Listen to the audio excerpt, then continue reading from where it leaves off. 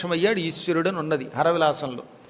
అందుకని ఓంకారంతో కూడిన నమశివాయ మంత్రం 11 గంటల 42 నిమిషాల నుంచి మధ్యాహ్నం 2:30 లోపు జపం చేస్తే, ఎంత ఎక్కువ చేస్తే అంత తొందరగా శివకటాక్షం లభిస్తుంది. గుర్తుపెట్టుకోండి, ఇది మంత్రశాస్త్ర రహస్యం.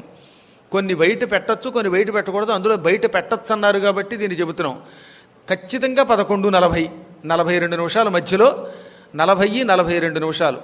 ఎందుకంటే ఆ లెక్కల్లో బృహస్పతి చెప్పిన దాన్ని బట్టేమో 11:42, శుక్రాచార్యుడు 40 అన్నాడు.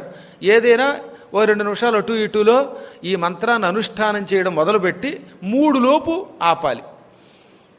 అది కూడా ఎలాగట, శివలింగాన్ని ఎదురుగుండా పెట్టుకుని దాని నిండా విభూతి పూసి ఆ విభూతిని శివుడికి పులిముగా మిగిలిన చేతికి అంటుకున్న దాన్ని మన నుదుటికి ధరించి అప్పుడు ఏదైనా జపమాల లాంటిది చేత్తో పుచ్చుకుని ఓం నమః శివాయ, మళ్ళీ గురూపదేశంతో చెయ్యాలి. అది గురువుగారు ఓం నమః శివాయ అనమంటేనే అనాలి, లేనప్పుడు ఉత్తి నమః శివాయ అనాలి.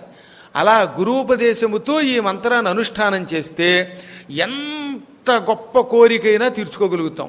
ఈ పని ఈ జన్మలో అవదనుకున్న పని అయి తీరుతుంది. అందుకని కార్యసిద్ధి కోసం మధ్యాహ్నం పూట ఈ ప్రాసాద పంచాక్షరి మంత్రాన్ని పూర్వకాలంలో ఋషులు కూడా చేసేవారు.